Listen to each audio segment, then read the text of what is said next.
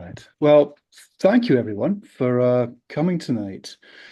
Um, I'm really not sure. I wasn't really sure how many would turn up, so I was quite surprised by the number.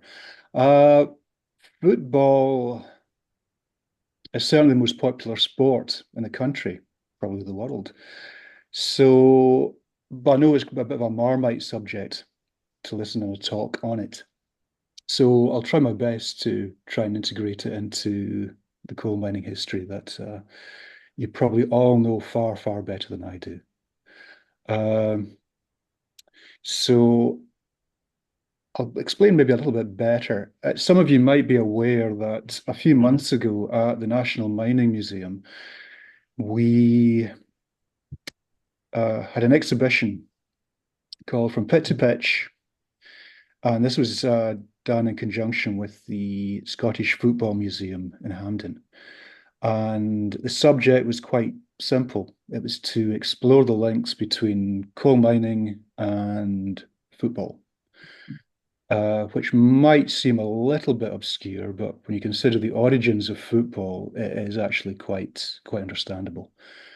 Um, so there were two exhibitions, one in Glasgow, one here in Newton Grange, and they were to run more or less concurrently. Well, Uh, So one was the one at Hampden, as you would expect from a football museum, had beautiful trophies, caps, boots, shirts, everything.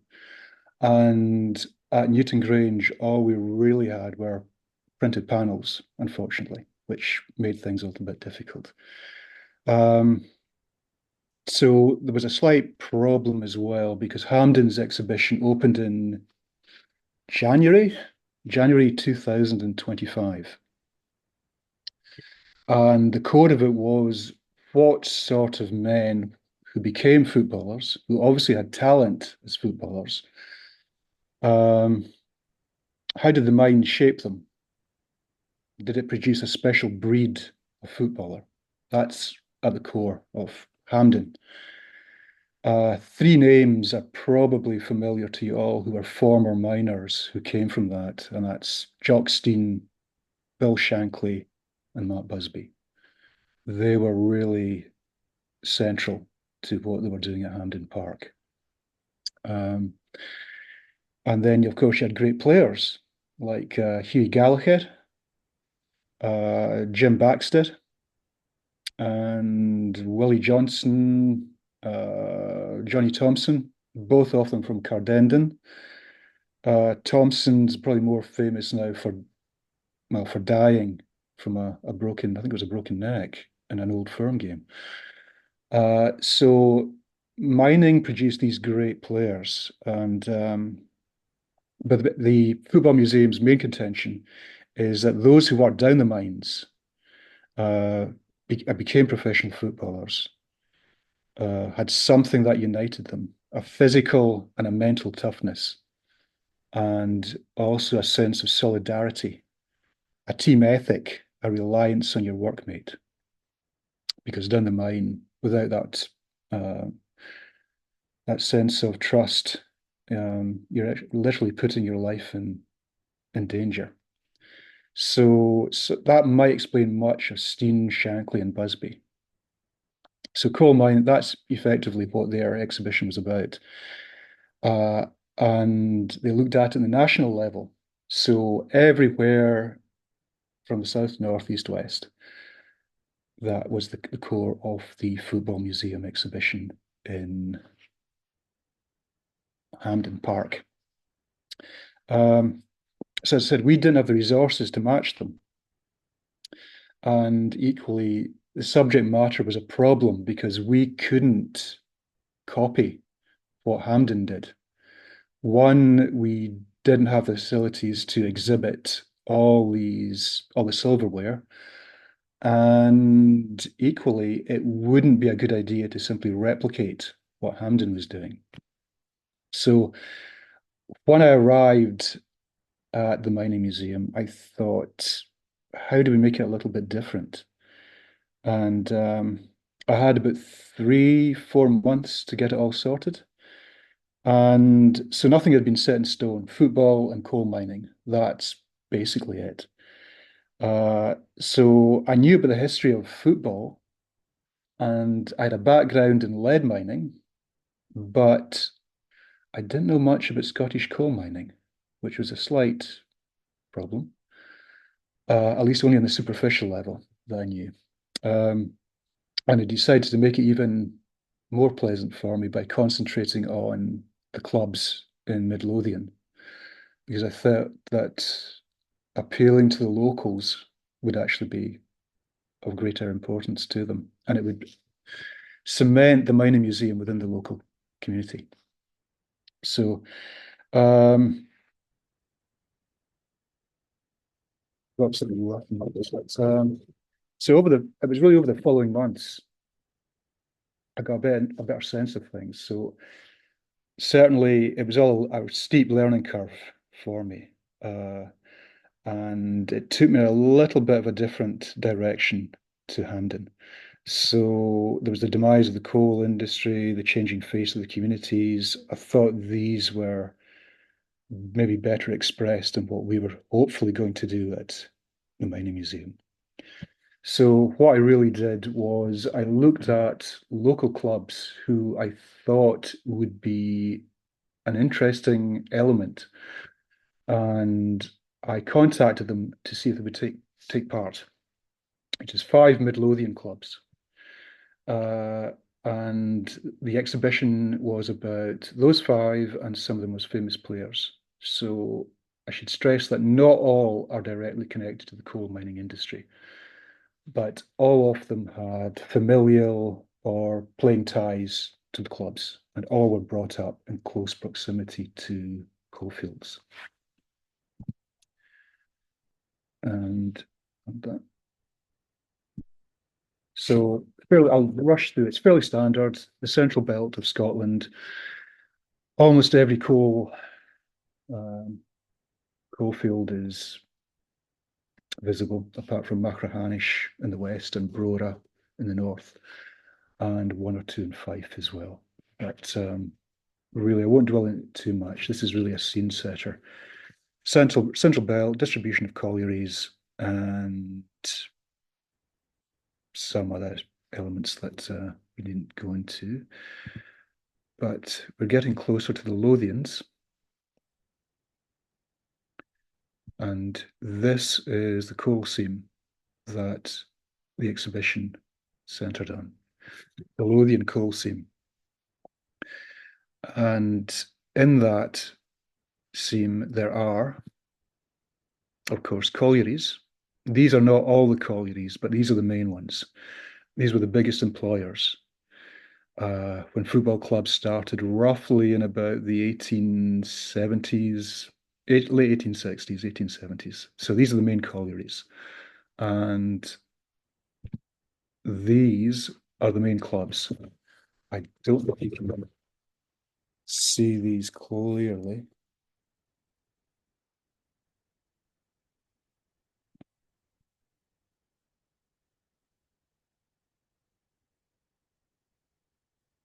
So you will see of these 5 I chose, there are 11 clubs within the Lothian coal seam.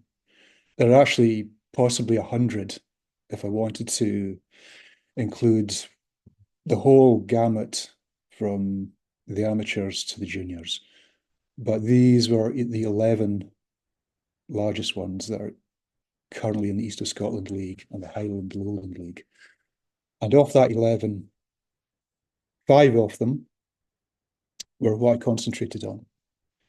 And these are Arniston Rangers, Newton Grange Star, East Houses Lily, Bonnyrigg Rose, and Whitehill Welfare. So these are the 5 clubs that I contacted. Uh, I'd have loved to have done more. Certainly Dalkeith was an obvious one, but any more than those ones, it would have just been next to impossible to actually do correctly. So,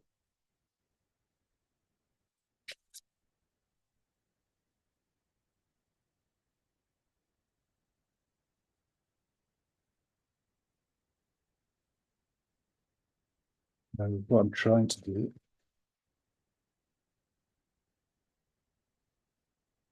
So I began, first of all,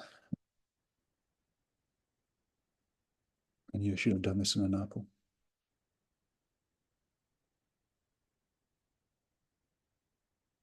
Yeah. So what I was at pains to do throughout this is to ensure that I wasn't romanticizing the past. Coal mining was low paid, dangerous, whether it was natural hazards like rock falls or flooding, poisonous gas, explosions, or the more long-term damage of lung disease. And adding to that, it was environmentally ruinous. So you can see scavenging for coal from a waste bin during the strike, Smeaton, which I'm sure many of you are familiar with. And so certainly it scarred the landscape, scarred the people, but it did supply employment. And without the coal industry, the modern world wouldn't exist as it is. But what kind of footballer did it produce? And that's really at the core, almost, of what I was doing. And I started looking at the clubs. So the five clubs. Uh, and the first one I actually got in touch with was down in Gorebridge. And that's Arniston Rangers. Uh, we managed to get, you'll note as well, there is actually a mine shaft almost very close to the center circle. So we managed to find that. There was actually a rumor that there was one, but we actually did locate it. And a few more around. So that in the top left is New Byres Road, which is Arniston's home ground. Uh, we don't know how it started, but we think there were two brothers called the McGrady's who apparently decided at the bottom of a pit shaft to form a football club, as you do. And that became Arniston Rangers. They had some measure of success, as you can see in the bottom left, team photograph of the 1923 Scottish Junior Cup runners-up. That was their peak. They had an exceptional youth system at the time. And primarily because of the Arniston Colliery, that was a huge employer of the local population. But two players stood out, and both of them played for Hearts. But one of them really made quite an impact. Some of you might have heard of him, called Paddy Crossan. Uh, some of you might know Paddy's Bar, which is now the Black Rose in Rose Street, which is quite a famous haunt, I heard, for students. But Crossan was an interesting figure.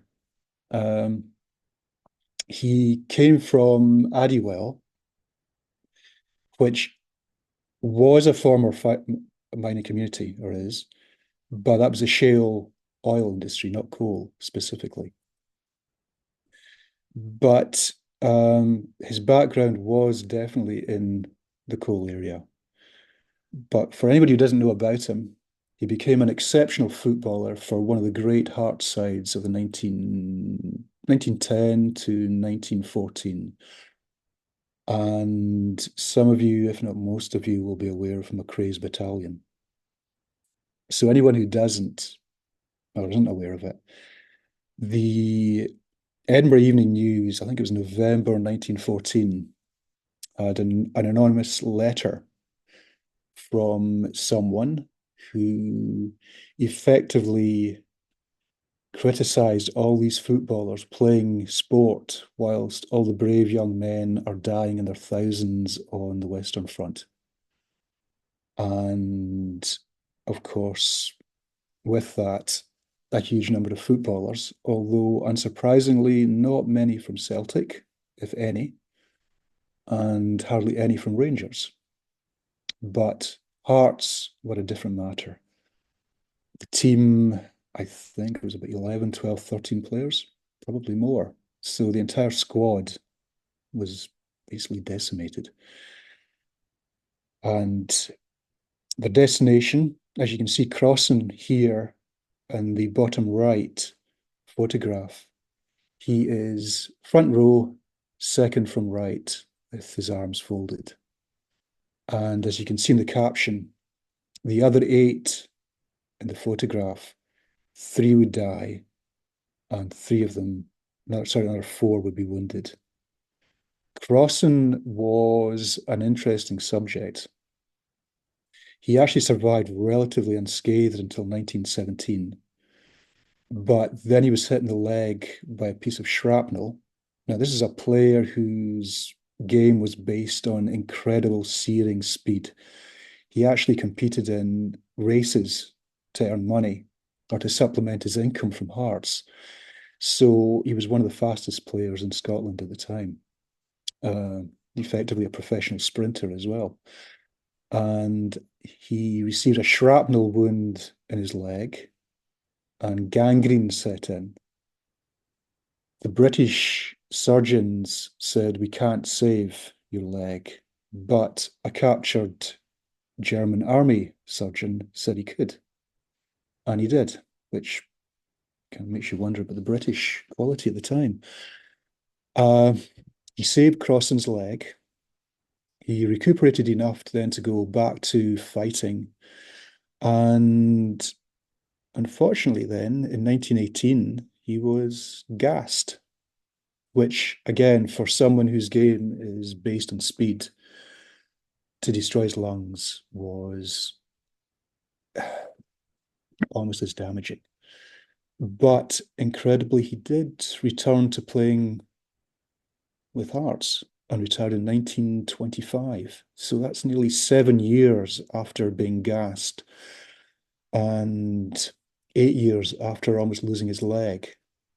He'd had 6 years as a professional footballer. He, unfortunately, he was never the same player, and he never fully recovered. So he died in 1933, well, only in his late 30s, and that was of tuberculosis.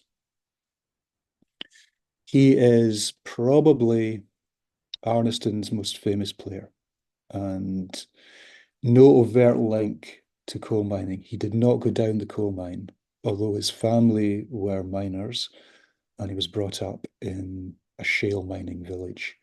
But the club itself, Arniston, was effectively founded by coal miners. Its spectators were coal miners, and much of its early board were from the coal mining industry.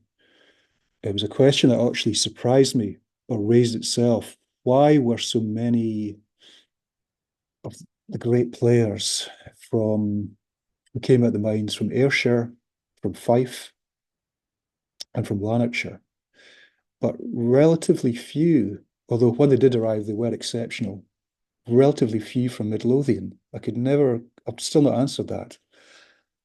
I genuinely don't know. Uh, it seems in the terms of population, I still haven't figured it out, but there is a reason that I will find. When I would finish with, again, I'm just simply going through the clubs briefly. Bonnyrigg. This is probably the biggest side in the Midlothians now. I think we get about 1,700 to 1,000 people per home game. Uh, most famous recently for all the problems they've had with their pitch, which includes also another mine shaft right on the grass. But in their case, it was because of a sloping pitch, which I think they've now fixed. Um, so they are actually more successful. They had two Scottish Junior Cup triumphs. But what they're also more famous for in a way is they actually, like the other clubs, like Arniston as well, but like the other clubs, they became a breeding ground and for players, where players can be blooded. As most of you probably know, the junior game was possibly the most misnamed sport in the world. The last thing they need are juniors. Basically, it's spit and blood, elbows, knees, headbutts, anything goes. It was there, the junior game, to toughen young players up. And oddly, the two most famous that Bonnyrigg produced were this player, John White. He was known as the Ghost because he could move around the pitch unseen and arrive in the penalty area at the most opportune moments. He was actually from Musselburgh and he was born in 1937. So certainly he was shaped by the local pit there. He was effectively trained at Bonnyrigg, moved to Alloa, moved to Falkirk, and then Spurs. Some people who have seen some sports journalists say he's the greatest Scottish player they've ever seen. But he got his training in amongst the coal fields of Bonnyrigg. And unfortunately, he had a very short career. Many of you will know, or you can see in the bottom right. At 27 years of age, he was playing golf and a thunderstorm overtook him. He sheltered under a tree and he was struck by lightning. 27 years old and he was lost. The Spurs team never really recovered from that. You can see in the bottom right, as I put, Pat Jennings, the goalkeeper, and behind him, Jimmy Greaves. He was not just the greatest player Bonnyriggs ever had, but quite easily, from clips I've seen, I think he's actually the greatest Scottish player. And he had a career effectively for 7 years, not long. But the other one was Pat Stanton. Again, I'm trying to look at the clubs. They were all the clubs here, all five. They were born out of the coalfields. Bonnyrigg, no different. And that affected everything you'll know here about the players. They may not have come from mining families. They may not have gone down the mines, but they were all affected by the coal industry in some shape or form. Two players that were heavily influenced, but I'll kind of get to this. This is a guy called Pat Stanton. When he was at Bonnyrigg, an incredible player. Again, injury blighted his career, or he'd have won more than 16 caps. But he was surprised when he turned up. The Bonnyrigg manager at the time was called Billy Jury. He said, "Can I give you a bit of advice? If people knock you about, it's your own fault. There's no point complaining to the referee. You've got to look after yourself," which is a fairly strong lesson that he learnt.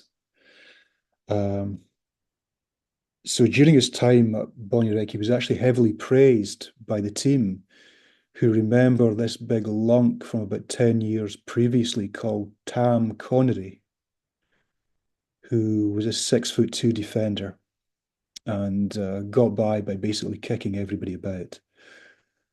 And as Pat says, whatever happened to Mr. Tam Connery?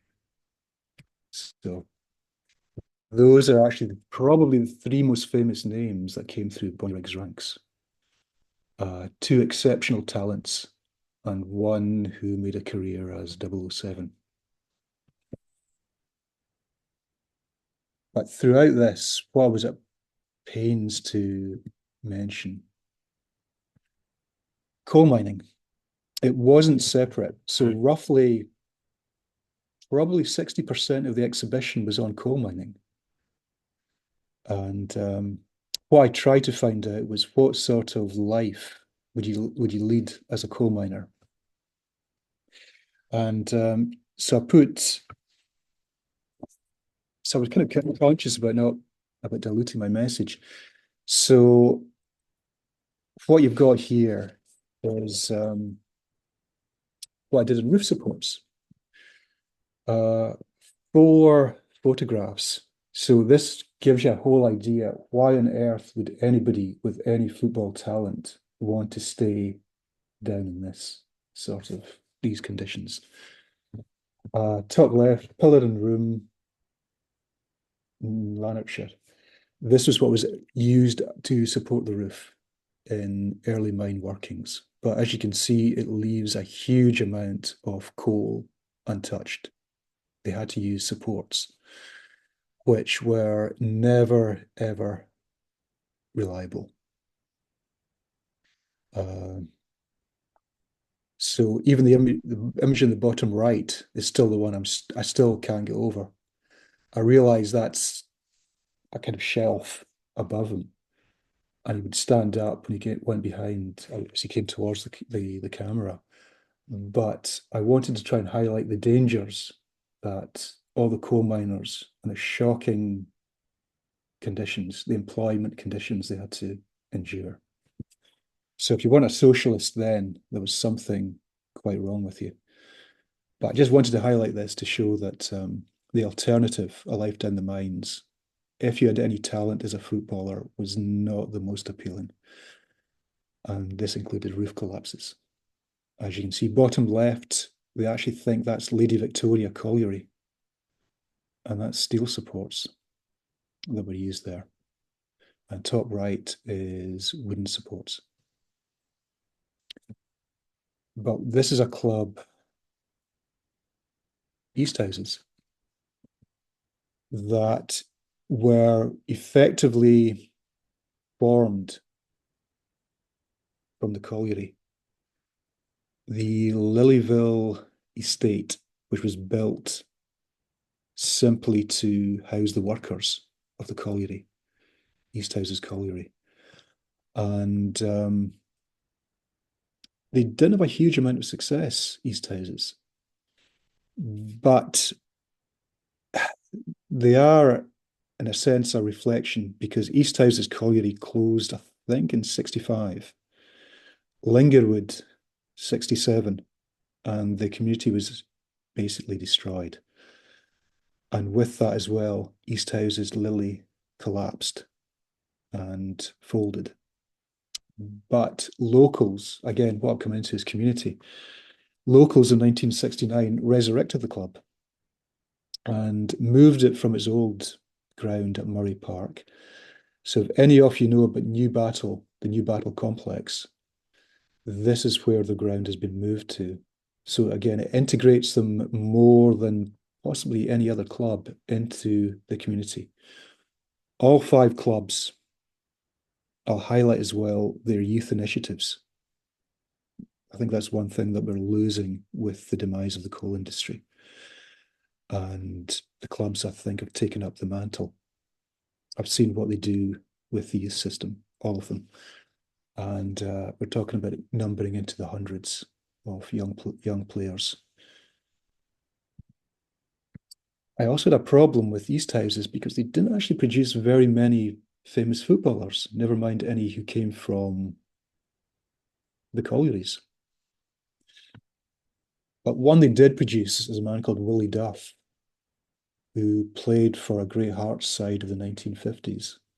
And then the Dunfermline side, which did incredible runs in Europe.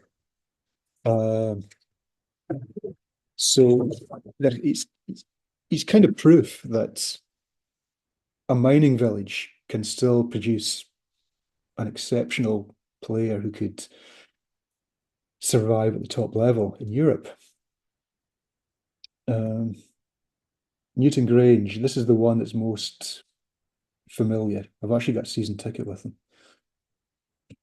And it's, of course, where I work, just down in the Lady Vic, as you can see in the bottom right. photograph. Lady Vic, bottom left foreground, Victoria Park, top left. And then they moved from Victoria Park. So Victoria Park was built in 1904 by a certain Mungo Mackay, who some of you may have heard of. And unfortunately, it's not in the most flattering of terms. He was the former manager of Lady Victoria Colliery. And then in 1994, they had to move to their present home, which is actually on top of a bing, which is quite appropriate. But Newton Grange were something of an anomaly. They produced amazing players on an almost conveyor belt system. They won the Scottish Junior Cup in 1930, but it's what they produced thereafter. This player, a guy called Willie Bald. This is one who was a minor. He was at Wilmot Colliery, and I don't know if you can see the letter in the top right. That's from the Labour Relations Manager, Mr. Tague, saying that yes, we can let Willie Bald go to train with Heart of Midlothian. Yes, he can go and play games on a Saturday for them, but it's clearly must be understood that he's not being paid for this. And rumours going about as well that some of his workmates were Hibs supporters and tried to stop him getting the train from work. Whether it's true or not, I'm not sure. But it was a kind of bad omen because when Willie Bald had his testimonial at Hearts, they forced him to actually pay for the match ball, which was, yeah, he seems to have been badly treated all round. But if anybody doesn't know about Willie Bald, and I thought I knew about Scottish football, and I had never ever heard of him. His his scoring record is stunning. It's I think it's about 300 and 500 games.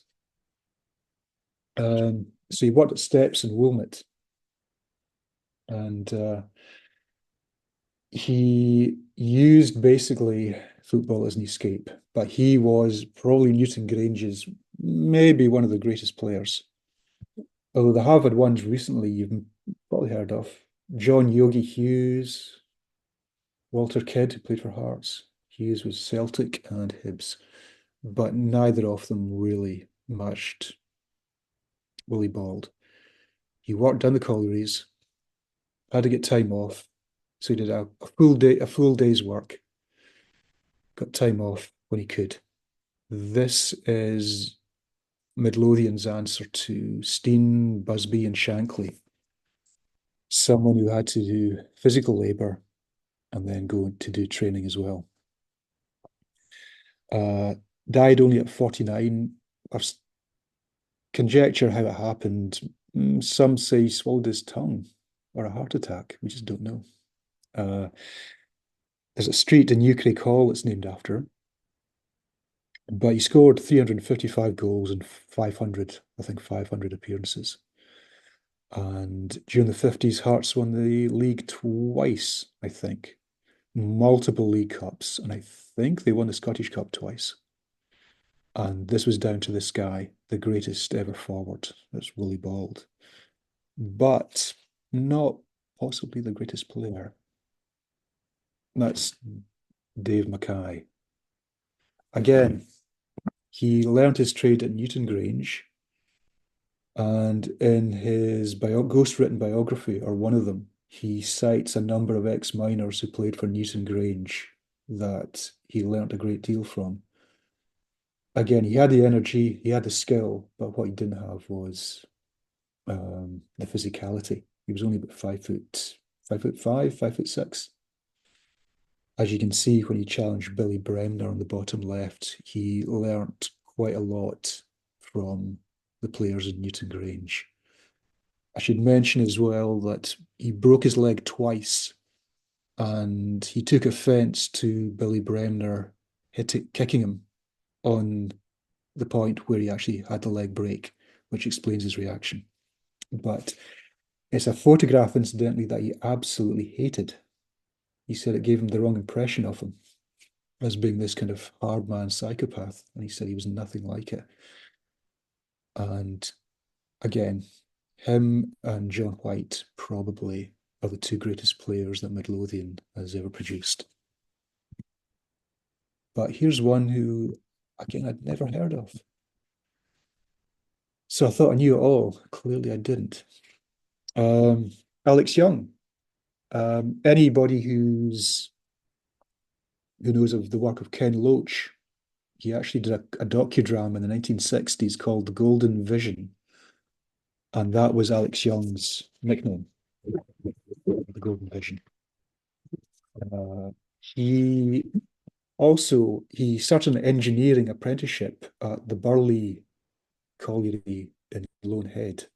So, like Willie Bald, although he didn't go down the mines, he did actually train to work in the mining industry until the skill became incredible, apparent. Newton Grange took him. Hearts then saw more of the skill, signed him. He then went to Everton in 1960. And I think 1999, he was listed as one of the 100 greatest footballers in the league's history. And again, 100, and I've never heard of him. But it's just another one of that conveyor belt of talent that came from Newton Grange. And Whitehall, Whitehall Welfare. This was an odd one because you can tell by the name what they came from. A group of miners from the Whitehall Colliery. And welfare, you all know about miners' welfare clubs. So everything about them was centered on the pit, perhaps more than some of the other teams, but they were primarily a junior club. So they actually produced very few players that you would have heard of. Um, Peter Cormack, who played for Liverpool, his father. That's all I could find. Benny McCarthy, who played for Porto in a Champions League final, did a benefit charity game for them. The only one I could find was a guy called Eddie Thompson, who was actually most noted for, he had a good career, Hearts, Aberdeen, but it was in management that he really excelled. So 1990s, he took charge of Australia and led them to the World Cup. And if you go to Whitehall's Stadium now, which is Ferguson Park, you'll actually find the Eddie Thompson stand, and it's named after the man himself. His family donated his medals and his Australian football top to the club. He's again, they have a greater resonance with the coal mining industry, but players, they were always a juvenile side. They never went to the junior leagues. So it puts them a bit different from the others.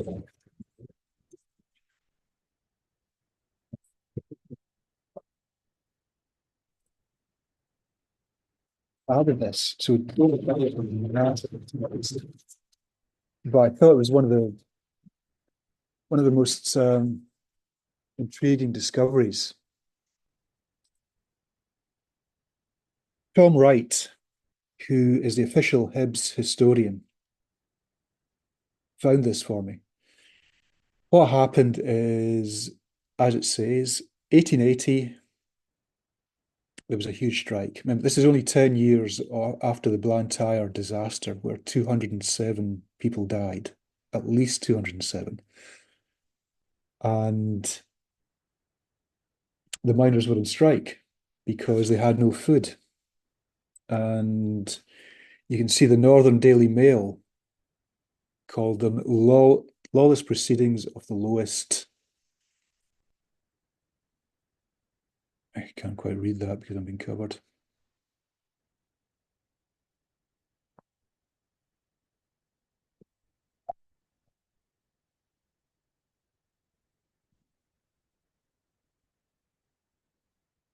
The paper that criticised them, the Northern Daily Mail, eventually became the Daily Record. So I'm not sure whether it's gone downhill or uphill. What basically happened is the workers were of Irish origin, Catholics, and they didn't have any food. The coal mine owners were paying them a pittance. They couldn't survive. Hibs, being a club founded by Irish immigrants, played two charity games for them. And this is after they'd been subjected to a charge by the light cavalry. And I thought, this is in light of what we're having now with football, this is probably as near an example I've got of a club being truly for the assistance of the community. We don't hear a lot of charity events by even multimillionaires, but the modern game is slightly detached. So here is an example of a football club directly assisting starving miners.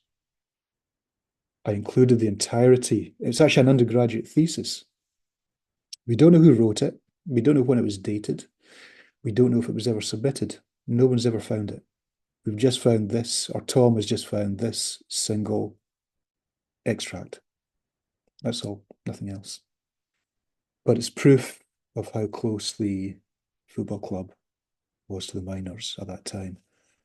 And strangely, the only one that supported them was a Liberal MP, Cunningham Graham. And that was in Partick. So these were the Lanarkshire coalfields. And the games took place in Airdrie. 4,000 spectators and raised money that was spent solely on food. So even though the two photos on the left are from the strikes of 1926, it's still in that theme of assisting of miners striking for basic living costs. This was a slight surprise. The mean wage of a coal miner, the average worker in Scotland, and a Scottish footballer. So roughly the game started in about 1893 is when professionalism came into effect. 1947 is when the coal industry was nationalised. And the minimum wage, so the maximum wage was abolished, I think, in 1961. So you can see a slight rise in the 60s, a starker rise in the 1970s, and then with the advent of the English Premier League in the 1990s, the difference became quite stark. The Scottish League tried to follow England, but all that really succeeded in doing was bankrupting some clubs. So Gretna nearly folded. Rangers did. And Dundee twice went into administration. But what it does show is the dichotomy here. Even in the 1960s, George Best, the fifth Beatle, the wage he was earning was certainly more than a miner would earn, but not massively. Calculating miners' wages is difficult because so much is based on overtime and bonuses. But putting through various figures, this is as near as I could get. You'll note no coal mining in 2003, 2013, or 2023. Longannet, which was the last coal mine, closed in 2002. And Opencast Mine, I think the last one closed in 2020. I'm pretty sure about 2020. But what it does show is that the wage of a footballer actually compared favorably to the average worker up until perhaps 19. Well, it's difficult to actually gauge. They were fairly comparable, but in comparison to a footballer, I think that shows exactly the difference. Some of you may recognize this dubious character. Jim Leishman. So why a Fife footballer? Somebody was born and brought up in Lochgelly. Why did I include him? His his father was a miner, and the reason I chose Jim is because for part of the exhibition, I have an interview with him, and he talked about what was stark about it is actually almost how little he knew about his father's job. His father would come in from work and he just wouldn't talk about it. Despite the fact that Jim's two brothers went down the mines, although they only lasted a few weeks, they hated the job. So I asked Jim about all this, and he said in his whole life, the only time his father ever swore, well, he said his brothers made up for that. Uh, he was retired, and Jim was playing for Dunfermline, went to pick his dad up on his final day, and he just said to him, Jim, thank F for that. And he said it's the only time he's ever heard him swear in his life. He had no idea that his father hated his work down the mines. And I thought the fact that he kept that quiet, it might be the kind of doer, the taciturn Scotsman, but Jim clearly loved his family. And he said the tragedy was that only 6 months later, his dad took a massive stroke out mowing the grass. So he never got to enjoy his retirement after a lifetime down the mines at various collieries around Fife. And it was it kind of put a cap on what I was saying, why so many players move towards the football side of things simply as an escape. Did I draw any conclusions from it? That's what I was wondering about. I would say the Hampden exhibition. I said that concentrated on the physical and the mental toughness of the miners that emerged from the pit. Uh, I thought I saw another little difference. So as I said, when Longganic closed in 2002, the mining industry was effectively, that was it, over. It was finished. So what do you have now? What's left? Head frames, landscape bings, maybe the odd rail track. Um, what I thought were four things that still remain from the coal industry. And community, I do still see it. I'm from the West Coast, and as people are moving in, it's gradually being diffused. I am genuinely seeing that because they may only be there for buy a house in Newton Grange for £250,000 simply because of its proximity to Edinburgh as a working as a working place, as a cheaper alternative to Edinburgh. That's gradually going, as it did to the island in the west coast that I'm from, Isla. I am seeing that, but it's still something that's tangible at the moment. The other one is the miners' clubs, the welfare clubs. Of course, East House's Lily Miners Welfare Club and Whitehill Welfare take their names from them. But again, as the miners age, how long will these clubs last for? I hope many decades yet, but and it'll be in a different form. But the thing I took out, what do we have left of the coal mining industry? There's probably two things. Silver bands, and I felt the football clubs. They're the most tangible remnants of in the Midlothian area of what you once had. Uh, a lot of your fame rested on the great players that came from Newton Grange, Bonnyrigg, and the surrounding area. Uh, Supporters, they don't have to be from the villages anymore. Sometimes they don't even follow clubs.